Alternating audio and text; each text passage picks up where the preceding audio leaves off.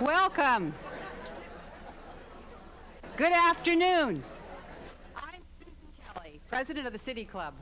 Welcome to a very exciting day. Today is the 11th State of the City Address by our beloved Mayor Vera Katz. We're delighted to have so many of you with us today for this important address. So much so that we have extended our membership campaign by 1 week in order to offer you, all of you who are not members, an opportunity to join with a real deal. And here to talk about this real deal is one of our favorite City Club board members, Katie King. Katie is the chair of the membership committee. She is with the State of Oregon Department of Human Services, and she is the intergovernmental relations liaison, and she's very busy this legislative session. And Katie is also a mystery writer, and her first novel, City of Suspects, will be in the bookstores this August. Katie?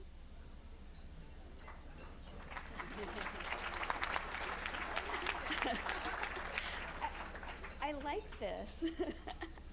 Hello, City Club members and guests. The Mayor of Portland is a member. So is the Governor. And you can be too. I'm talking, of course, about the Portland City Club. And there are 50 new members out there, and we just need to have you all sign up right now. And we're even going to make it easy for you. In honor of our speaker today, we have a special offer. The $25 new member fee will be waived for anyone that joins immediately following this forum. So when the tables are cleared, the offer is over. We have membership applications on each table, so please take one of those right now. Drop your forks, take one right now and fill it out, and then hand it to any of the City Club staff before the end of the lunch. Thank you very much. Thank you.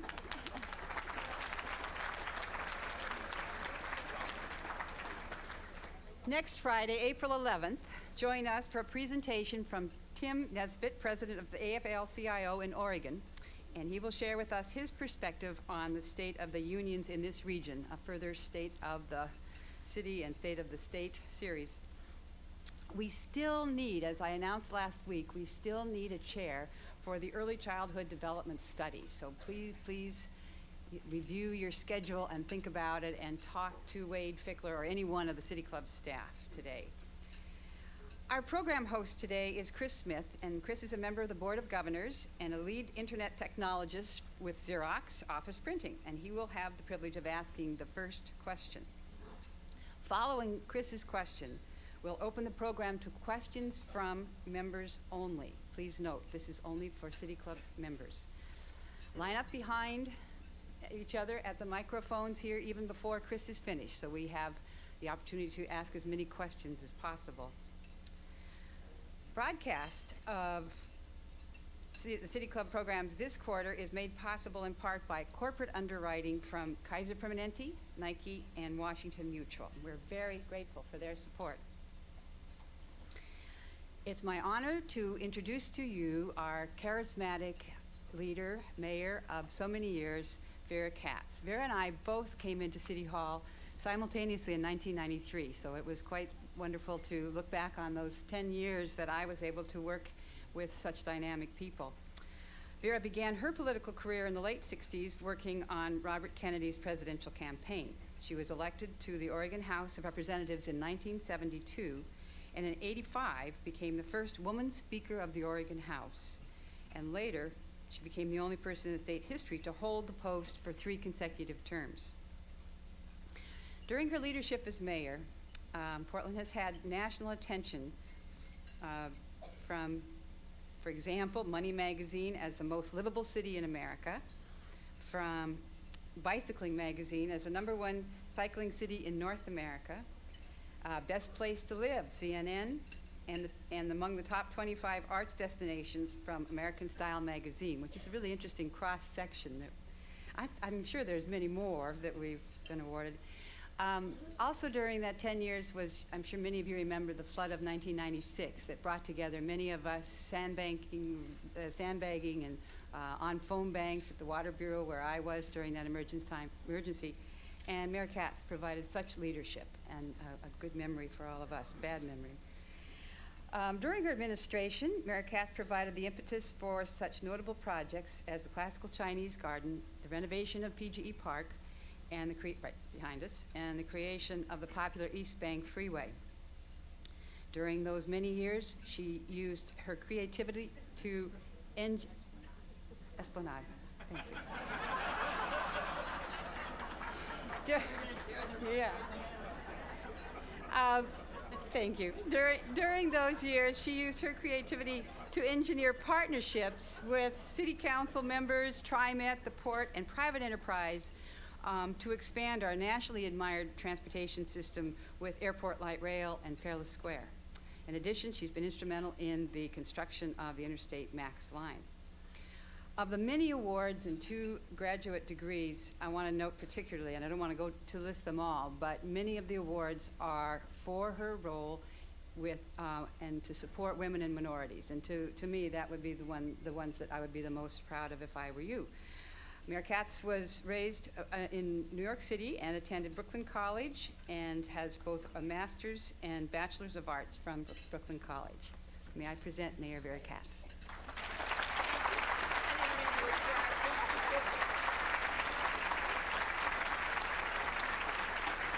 Thank you, everybody. Before I start, I want to thank the City Club again for giving me another opportunity to give my State of the City address. Next year will be a pivotal time in the life of our city, one that will shape for years what kind of a city we become. We will either overcome some basic threats to our quality of life, or we will allow them to destroy what is special about this place we call Portland. We must be prepared for potential disasters, make our people safer, increase our economic security, fund our schools adequately, and continue planning for our city's future.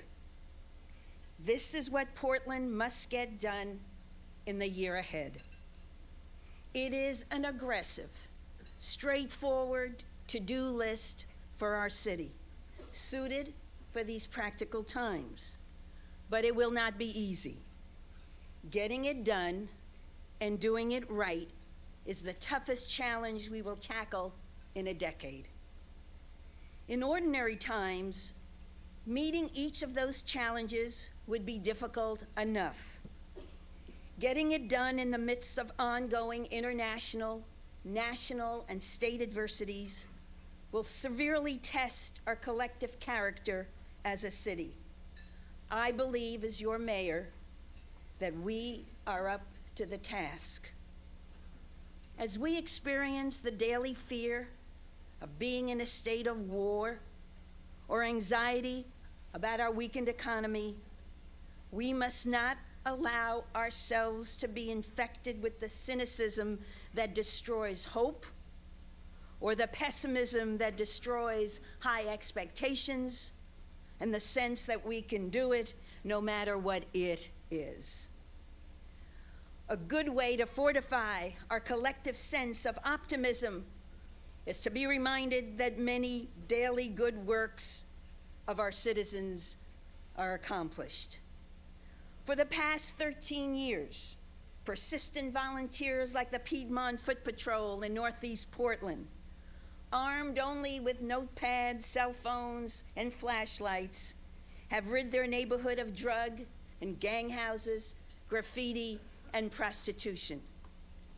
Caring business owners like Errol Carlson of Taylor Court Grocery strengthen a sense of neighborhood in Southeast Portland by hosting an annual street party and parade that is in its 4th year. Or tenacious parents like the Hope Group help out public education, who organized at workplace water coolers, supermarket checkout lines, and school playgrounds into a 3,000-person strong advocacy group focused on achieving adequate funding for Portland schools.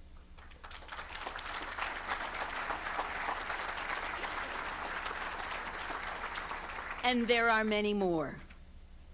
Powered by this love of place, our successes last year also show us that with focus and determination, even in the toughest of times, much progress is possible. We bucked the nation's rising crime trends and kept steady the city's crime rate. In response to Attorney General Ashcroft's request, we endured a national media circus, standing firm on protecting Portlanders' legal rights while helping apprehend suspected local terrorists.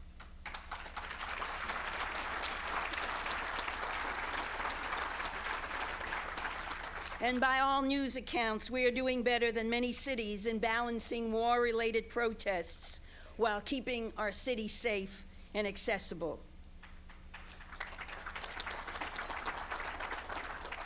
We launched the beginning of an economic rebound with a new job creation strategy.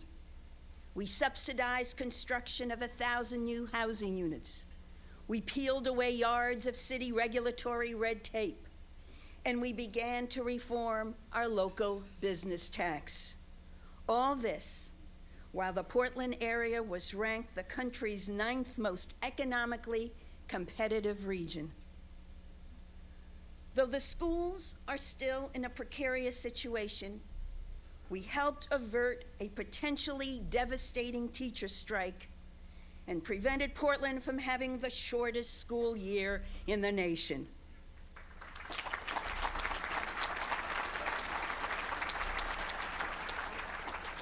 It was hard work, but we also succeeded in gaining support from the business community, from the teachers union, from the school board, from Multnomah County Board of Commissioners and the City Council for a temporary tax increase. And even before the full brunt of the recession hit us 3 years ago, we cut millions in city administrative costs. And while Wall Street downgraded the state's credit union, Portland's remains rock solid. We used our AAA bond rating to help double the size of the Oregon Convention Center and for interstate max light rail. And we look forward to our next major project, a new South Waterfront neighborhood, creating thousands of good jobs for Portlanders and private investments totaling $1.5 billion. For these hard-earned results, I want to thank first my city council, because without them, it would not be possible. Could they please stand up? Thank you.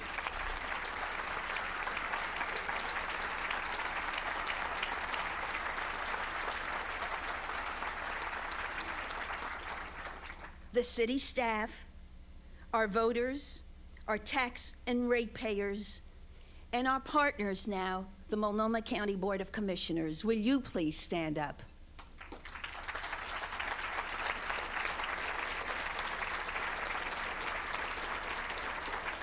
And I want to especially recognize Chair Diane Lynn, because we have now become partners in making some of the good things possible for this wonderful city of ours.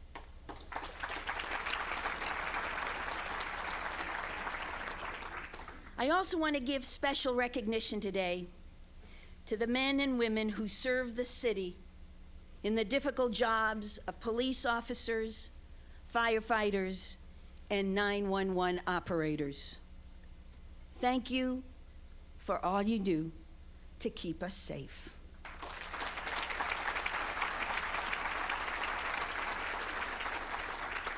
And I'm sure I speak for all of us here when I send this message to all the Portland-based troops fighting overseas.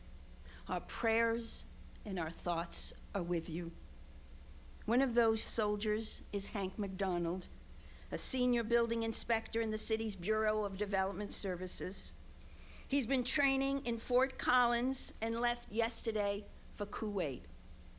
Hank is a can-do guy, and in a recent email he wrote, and I quote, "This place does remind me of the construction world. By the time you get the first iteration of an order, the changes are already being inked. Once all of the changes come down, the order rarely resembles the initial order or even the initial intent," unquote.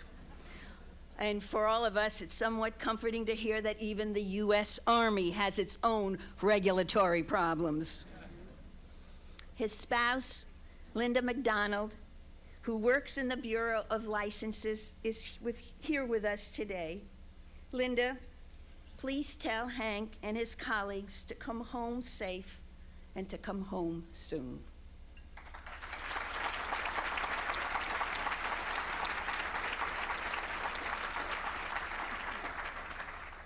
Yesterday was the funeral for Army Reserve Specialist Brandon Scott Tobler, the first Oregon fatality from Portland. Please take a moment of silence to honor all of those who have made this ultimate sacrifice.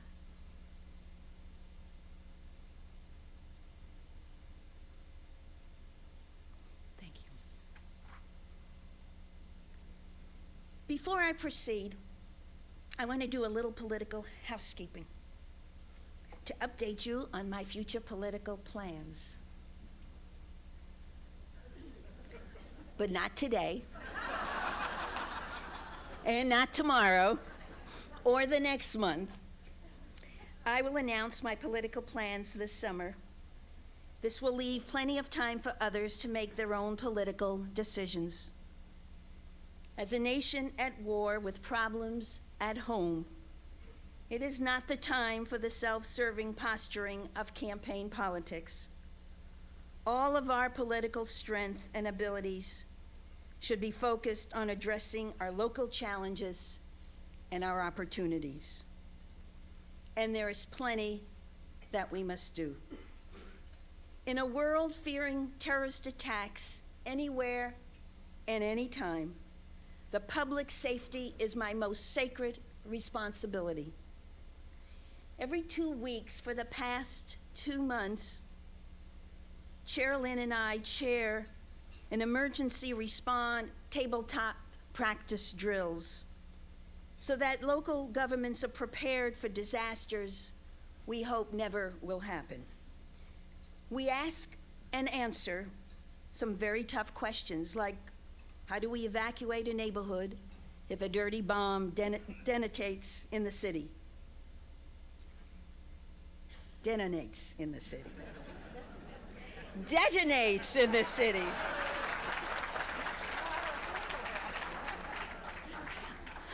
I'm making her feel very comfortable up here.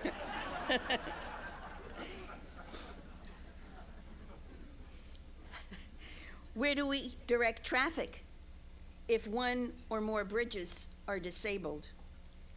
How do we communicate if 911 and the city telephone systems go down?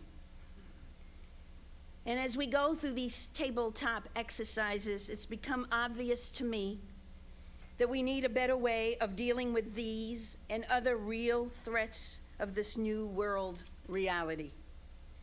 Our current fragmented emergency planning and response system must be merged into one. So today I'm proposing to combine one separate emergency response function into one new bureau called the Office of Emergency Management, under the mayor's leadership, with one person in charge, and its mission will be to prepare us to better respond and recover from the impacts of natural disasters or acts of terrorism. Now, we could use a little help from Washington, D.C. The federal government has virtually ignored the wartime needs of local governments. When someone calls 911, Homeland Security Secretary Tom Ridge doesn't pick up the phone. We do. Cities are at the front lines of the domestic war against terrorism. Yet there are few federal funds available to equip local police and firefighters with the resources they need to protect themselves and the community. We are lobbying our congressional delegation to take this message to Washington. We can't exactly send our firefighters and police officers into contaminated sites clothed only in plastic sheeting and duct tape.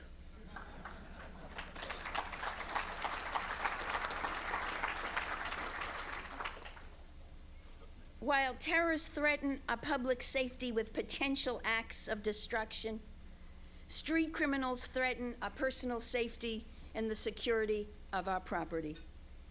As I've already mentioned, we kept the crime rate steady against the odds last year, but I'm deeply worried about the months to come. State and county budget cuts have decimated the services of our public defenders, the courts, the jails, and the district attorney's office. Mike Shrunk has warned us that instead of prosecuting certain crimes, he will be forced to cite and release selected criminals, such as those apprehended for burglary, ID theft, auto theft, property crime, vandalism, forgery, and prostitution.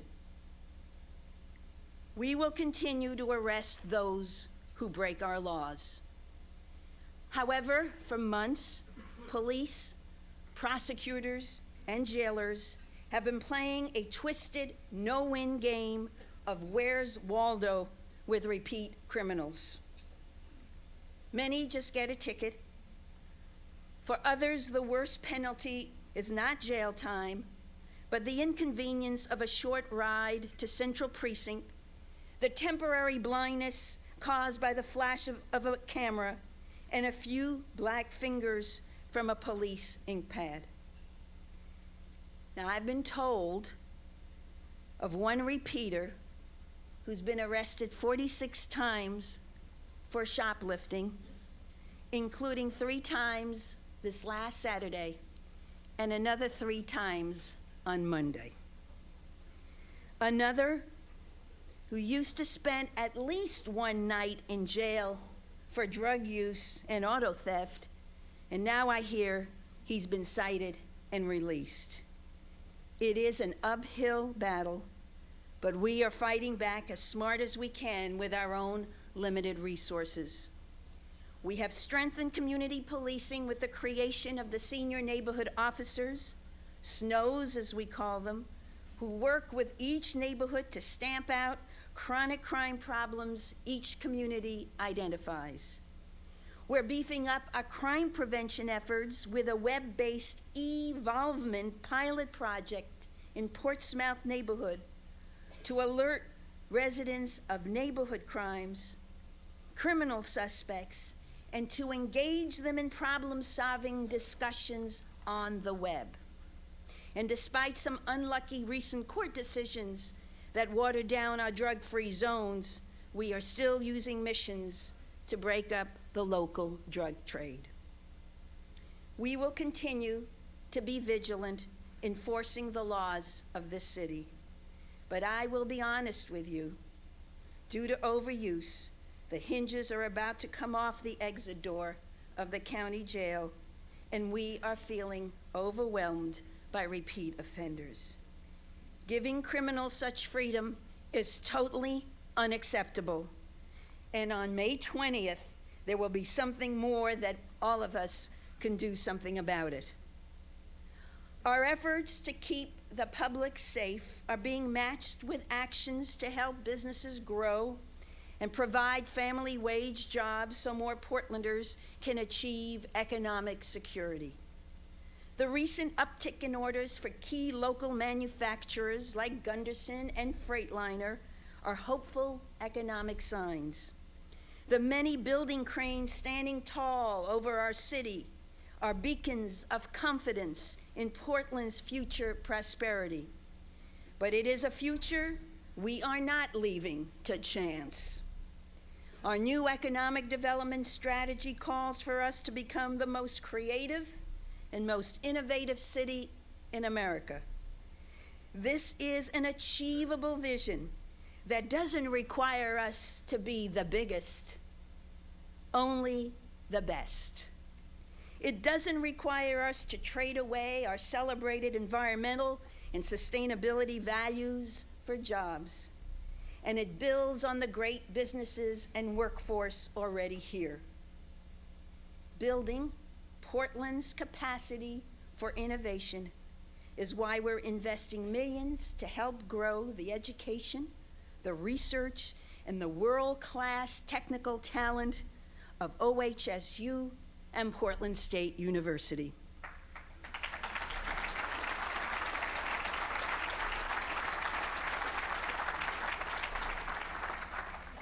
It's why we target help to local companies, large and small, like Ampere Electric, Harry's Fresh Foods, Swan Island Dairy, Cardinal Aluminum, Kinesis, and Vermilion Northwest.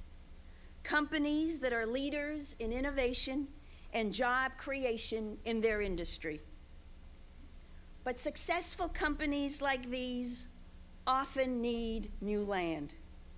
Consequently, we're completing an inventory of industrial lands in Portland to identify underused properties that can be put to higher industrial use. And with the potential benefit of a $150 million company moving to Portland, creating 1,500 full-time construction jobs and 2,000 permanent jobs, we are evaluating the prospects of bringing a Major League Baseball team here and doing it the Portland and the Oregon way.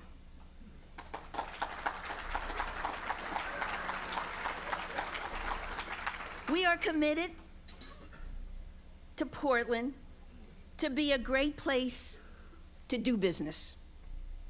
So if there is a company looking to locate or to expand, call the mayor, call me at 503-823-4120. We will work to see that you get the best possible assistance from our city. This week, we welcome the very first Lufthansa flight that will be bringing us nonstop air service to Frankfurt. Yes.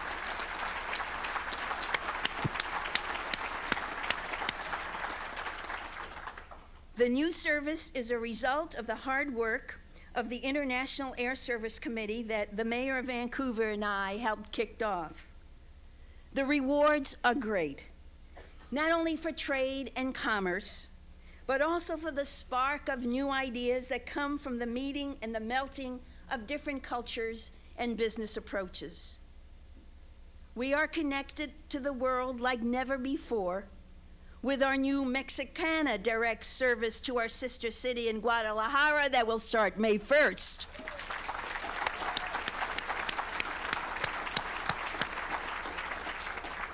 So I encourage all of you to take advantage of these exciting opportunities. Kudos to the ports, especially the Port of Portland, for their leadership, and to the business community for throwing their support behind the Lufthansa service. I want to add my special thanks to Bill Wyatt, to Joe DeLassandro, and Sho DeZono for heading the Air Service Committee effort. My next goal is passenger service to mainland China and to bring back our flights to Japan.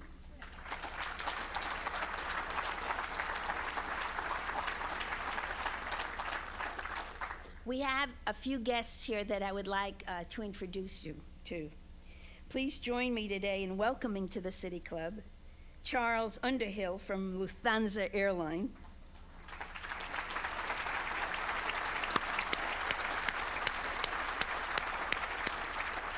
And Carlos Caso, who's the regional sales manager of Mexicana Airlines.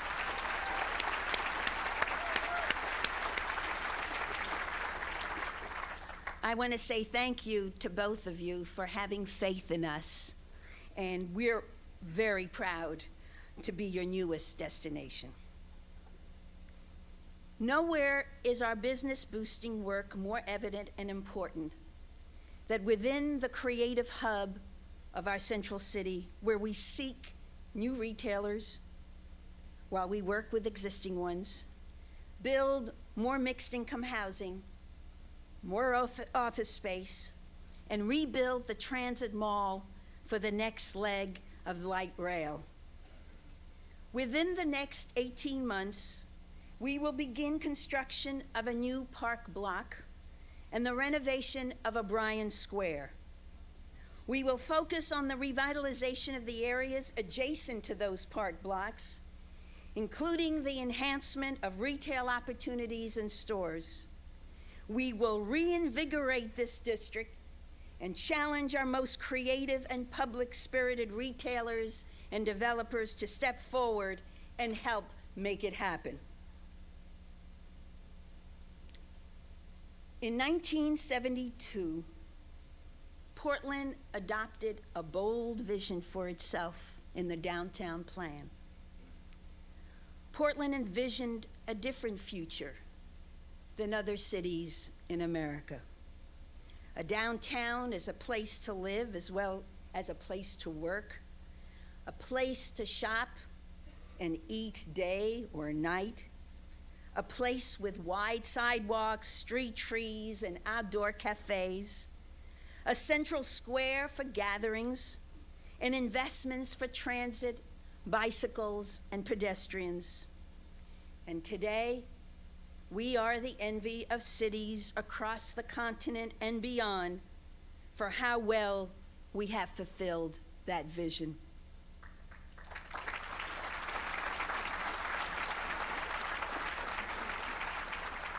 I believe that we should use that blueprint for the next stage of evolution for our great city by defining our investments to restore the health of the urban ecosystem, regaining access to the river, and celebrating its natural and recreational value while continuing the viability of its economic role.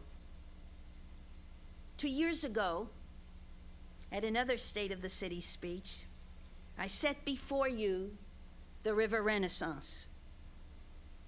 It was a starting place, an early vision in our efforts to link economic recovery with the redemption of our Willamette River. It called for vibrant waterfront with trails, urban plazas, restaurants, marinas surrounded by public art. Our waterfront would also be a place where Portlanders had easy access to the water's edge and where we reconnect with our history. This is a vision of a clean and healthy river for fish, wildlife, and people, with restored habitat, clean water, and abundant salmon, but a river that includes a prosperous working harbor, with Portland recognized as a regional and an international hub and gateway to the Pacific Rim. We are quietly turning that vision into reality for Portland and the entire Willamette River watershed. To break through any regulatory logjam, we created the Portland River Trust, comprised of the 13 agencies that have jurisdiction over the river. One early success is a signed agreement between the city and the federal agencies to streamline the process that governs permits needed under the Endangered Species Act. As far as we know, this is the first agreement of its kind between a city and our federal environmental agencies. North Macadam, or the South Waterfront, its new name, breaks ground this year. The last underdeveloped piece of land in the central city will be transformed. South Waterfront will be a vibrant riverside neighborhood of housing, office and retail space, and recreational experiences. At its heart will be the expansion of OHSU and Portland State. And it will also include restoration of the riparian habitat, an average 100-foot river greenway. I'm also delighted that an outstanding design team has been chosen for the people-moving, congestion-busting, neighborhood-connecting aerial tram.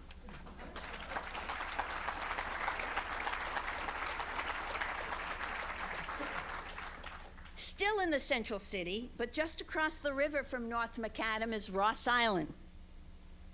The stage is being set for the reclamation of that treasure island. Dr. Bob Pamplin has done a wonderful job keeping that process on track.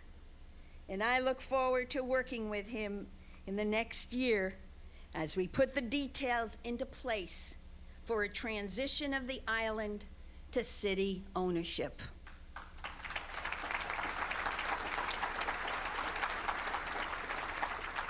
Imagine with a short paddle from Waterfront Park, you will actually get to see America's soaring symbol, the bald eagle, roosting among more than 100 acres of forest surrounding restored fish habitat.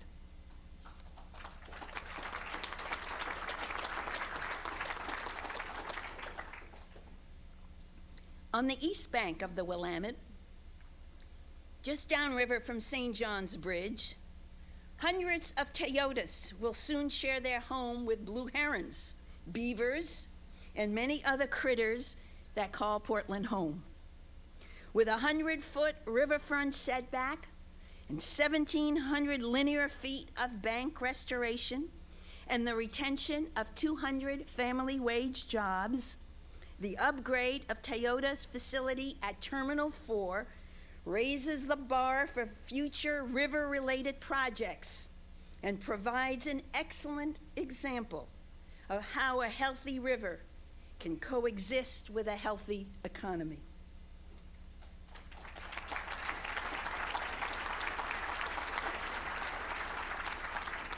Thanks in part to the Port of Portland, we have a new standard now for river-related industries working side by side with nature. We are also poised to help realize the full potential of Portland's Central East Side. That district is an important piece of our industrial fabric, and we need to build on its successes. But like all other areas in the city, that continued progress isn't without barriers.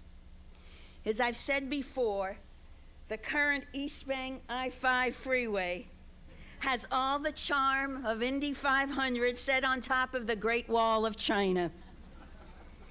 And it also cuts neighborhoods from the river. We need to remove that barrier.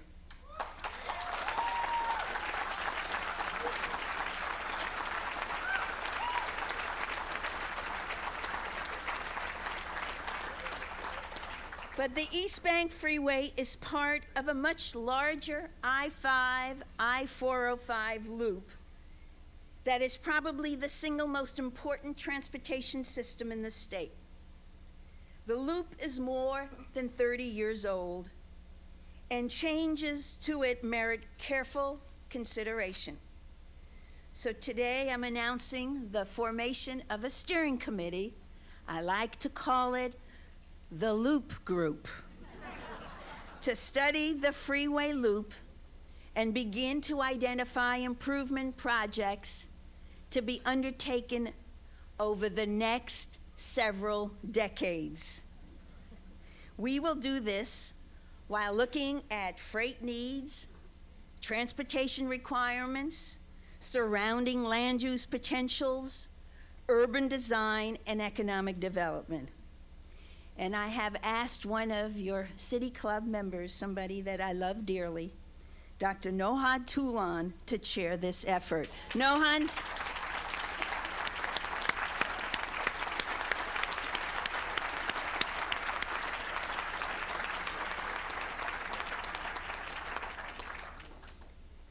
It is in the central city where the pursuit of arts and culture best meets the innovation of creative services firms to produce our new innovation economy. Richard Florida's book, The Rise of a Creative Class, speaks to why well-educated young workers are the most important component of the innovation economy. His research shows that the presence of creative people in a city leads to innovation that produces urban economic development. The Portland area is among the top 10 in the country that enjoys an increase in 18 to 34-year-olds. And when you ask them, as I do, what drew them to the city of Portland, they will tell you many factors, including affordable workspaces and affordable living spaces, easy ways to get around the city, a thriving cultural scene, our diverse population, the city's progressive public policies, our natural beauty, and the city's quality of life. That's why we are working with the Portland Development Commission, the building owners, and others to secure an option on the historic and iconic Pearl District Armory as a possible new live theater space for Portland Center Stage.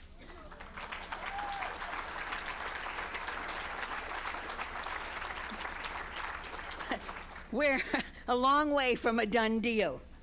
But if we can secure an option, and if Portland Center Stage can raise the funds to purchase and renovate the building, and I think they can, we will have a world-class, historically very Portland venue in which to watch live theater.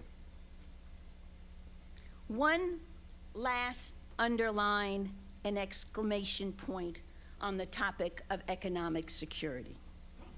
Economic security is about providing family wage job opportunities for people who can work.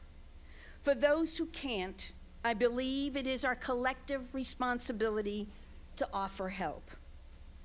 Due to state funding shortfalls, our most vulnerable citizens are hurting after falling through the gaping holes of our social and economic safety net. One way your city government can help is by updating our 10-point homeless plan. It's 15 years old.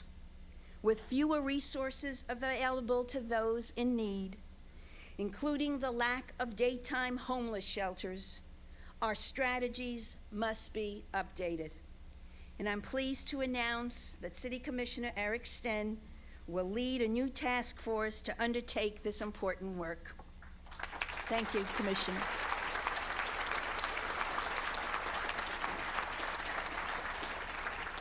Updating the homeless plan will help, but there are other problems. Again, due to the lack of state and county funds, some mentally ill Portlanders have no way to pay for needed medication. Some seniors are losing their housing assistance. That's not living within our means. That's just downright living mean. And that is totally unacceptable.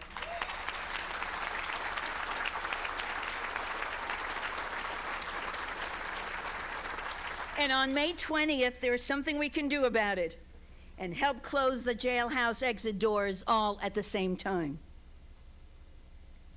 Our economic future depends on our ability to innovate. And innovation needs smart, educated people. On this score, we already led the nation.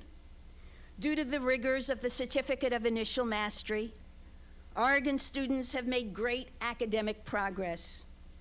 The Certificate of Initial Mastery and the Certificate of Advanced Mastery sets rigorous standards for what our students need to know and should be able to do. Because we've done our homework, we are one of the first states in line to qualify for President Bush's No Child Left Behind Act and the money and resources it provides. But the legislature needs to stay the course with school reform and continue to support schools that are working diligently to prepare our students for a bright future. But even as our kids are getting smarter, our education funding system is flunking out. Adrift in a sea of denial, the state legislature has yet to enact tax reform, while festering with unjustifiable hostility toward Portland schools' funding needs. Nearly a quarter of every Portland income tax dollar goes to other parts of the state. This bashing of our city must stop, and it must stop right now.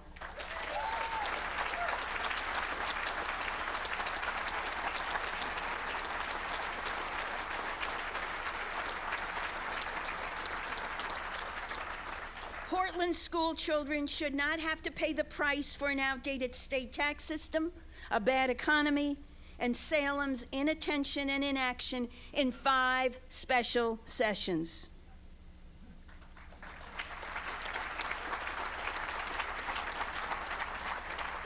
We must do for ourselves what others will not do for us.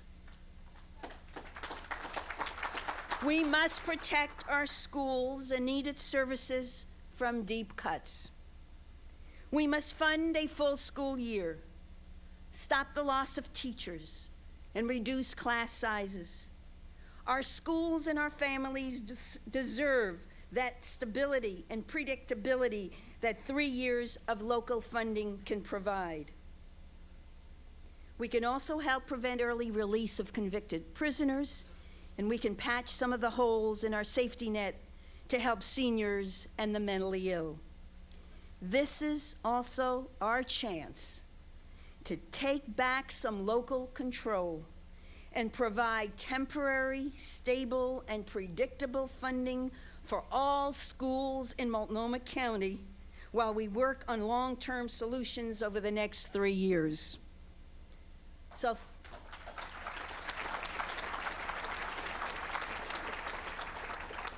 for all of these reasons, I urge all of you to vote yes on ballot measure 26-48 in the May 20th election.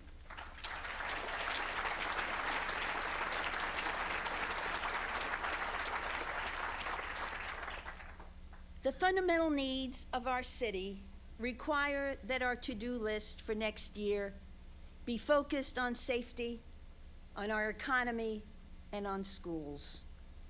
It is the toughest, shortest list we've tackled in a long time. But completing these tasks will help secure progress toward our larger vision for Portland's future. My hope for Portland is that it becomes a thriving international city, the economic, cultural, and sports capital of the vast Columbia and Snake Basins, and a place for cutting-edge research and business innovation, a place to grow creatively, a green city that integrates nature and urbanity in a new kind of harmony, a pedestrian-oriented city with even more trails, parks, and town squares, an accessible city with affordable housing, good transit, and great schools that offer lifelong learning. A city that celebrates the arts and our diverse cultures. A city that treasures its people, each and every one. It's been easy to be the most livable city in America during the good times. But the truer nature of our temperament is revealed in how we deal with these challenging times. The character of Portland as a great city has less to do with the fact that we are the most livable in a nation, or have the best transit system, or parks, or open spaces. No, Portland is a great place because of our optimistic outlook, our courage to act, and our deeply rooted civic value of service for the common good. Let this spirit continue to light our way. Out of love for Portland, I hope you will all join us. Thank you.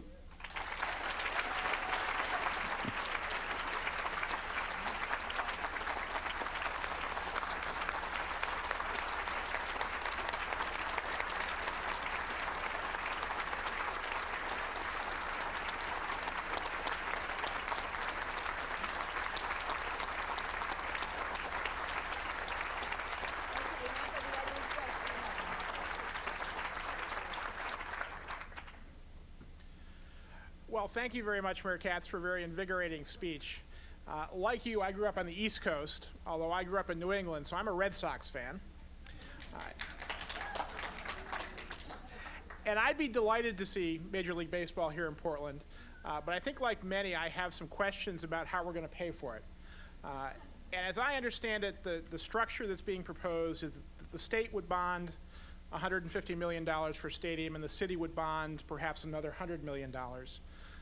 The City Club Growth Management Committee hosted a very interesting debate yesterday where we touched somewhat on the state piece and the whole concept that we'd fund the bonds from the state with the income taxes on the players and executives that would represent new income in the state. A lot of that debate seemed to focus on the question of whether the baseball revenue would truly be new incremental revenue to the city and the state, or if in fact, as some academic research seems to point to, consumers have sort of a fixed entertainment budget and they allocate it between different uses, and really that those funds might come from other existing entertainment that's already in our tax system, and we might really be moving tax dollars rather than adding them. So my question to you is two parts. First, what's your view on that question of the incrementality of the baseball revenue? And second, I'm less clear about where the city's portion of the bonding would come from. Thank you. Thank you, Chris. First, the research that we have reviewed clearly indicates that there are arguments on both sides on this issue. And though I like to address this issue as part of the joy of a sport, the ability to bring back some history to the city, it really is an economic development issue as well. The creation of jobs, constructing the stadium, and permanent jobs, as well as highly paid salaries of the baseball players, is another reason to be interested in considering bringing a baseball team to this city. I know that the issue of how are we going to fund it in light of the priorities that I identified just a few minutes ago is one that keeps coming up over and over again. And I try to respond to that, and probably I don't do a very good job when I talk about different colors of money. And if anybody can help me out to describe it better, I will be more than happy to listen. But there are different types of funding resources that can only be spent on certain things. For example, the gas tax. We cannot spend the gas tax to fund state police. There are a horde of other examples. So when I address the issue of how do we fund the stadium, there are really two ways, and I'll go into a little bit more detail on the one way that the city can get involved. First, it's the state, if they're willing to float bonds to be backed by the salaries of the players and the players who come here. And the second is our ability, if we can, is to fund our portion of the stadium through the business of baseball. Through the business of baseball. Through the business of baseball. The ticket tax, parking tax, other taxes that are directly linked to the business of baseball. not general fund dollars that you could use for anything else. We're not going to take general dollars, if this is even doable, from current services. And we are looking seriously as whether we can make it happen or not, whether we have the capacity as a city to find the resources in the business of baseball to pay off the debt of anywhere of a $250 or $260 million stadium. And I don't have the answer yet, but I have to tell you that when the Major League calls on the city, and that doesn't happen very often, calls on the city and asks the city, would you consider be part of our venue, and would you consider building a stadium, and we, them, not us, will find a purchaser for a team to move in Portland. When they asked, I guess I wasn't prepared to say, no, this is the wrong time. Ask me next year. I said, and I talked to others who offered the suggestion of the fact that this is a rare opportunity. And even in troubled times, we have the responsibility to grab those opportunities, review whether this is at all possible, and then make a decision. And that's the process that we're in right now.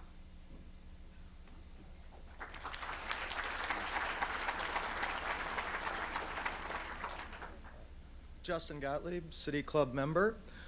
My question is not about baseball. I would like to know what the city is doing in terms of supporting our minor league businesses, our sole proprietorships, our entrepreneurial spirit here in town to foster keeping our human capital and the fabric of Portland alive. Thank you.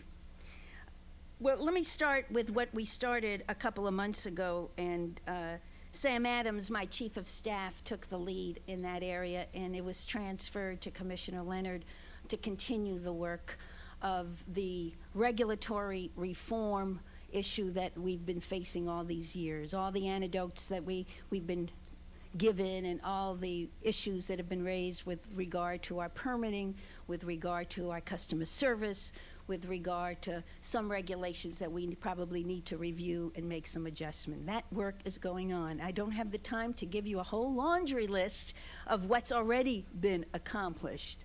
But that work the beginning of that work has been done, and we will continue doing that with a work plan to review all of the issues that have been identified to us over the years and begin to make decisions about how we want to change them. And as I said, Commissioner Leonard is taking the lead on that, and our office will continue to work with him. You well know that Multnomah County and the city of Portland have a tax system that Washington and Clackamas County don't. We have one. We are a big city. We are an older city. And that is the reason that we have this method of taxation to meet the needs of our citizens.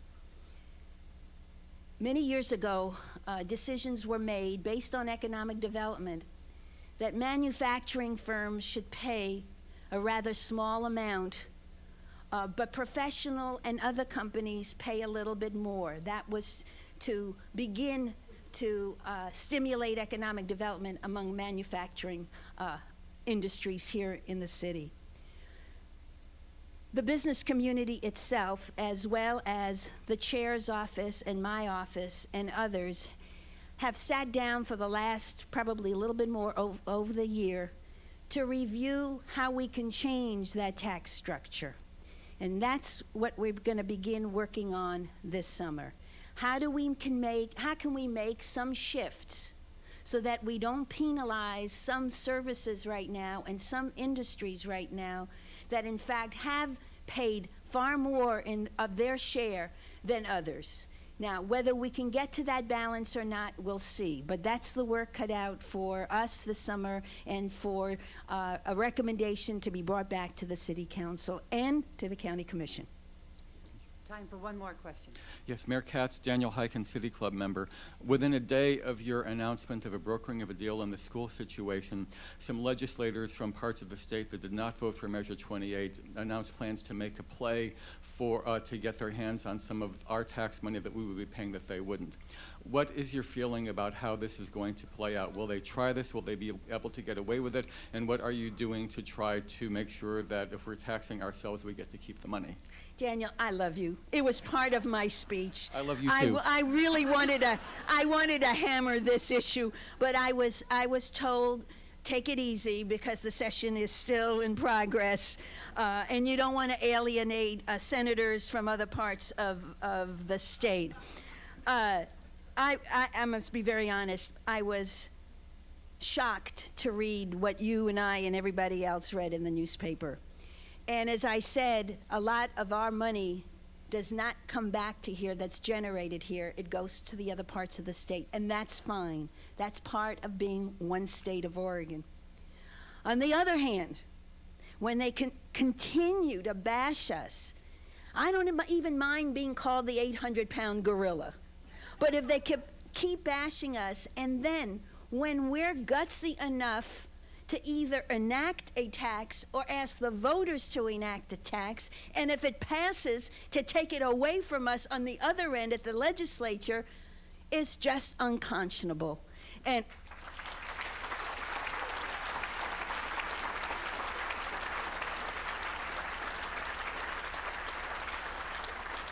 we're not alone. There are other school districts in the rural parts of the state, in Eugene and in Salem, that are watching what's going to happen here in Multnomah County.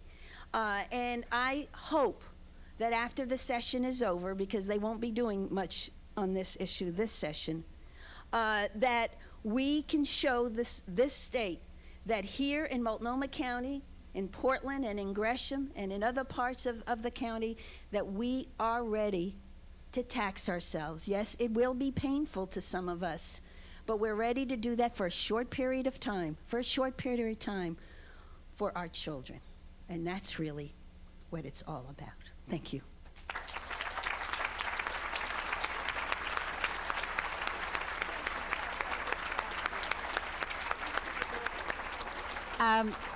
Both the City Club and the Multnomah Athletic Club would like to thank all of you who came today by Max or walked, because that allowed everybody else to get parked.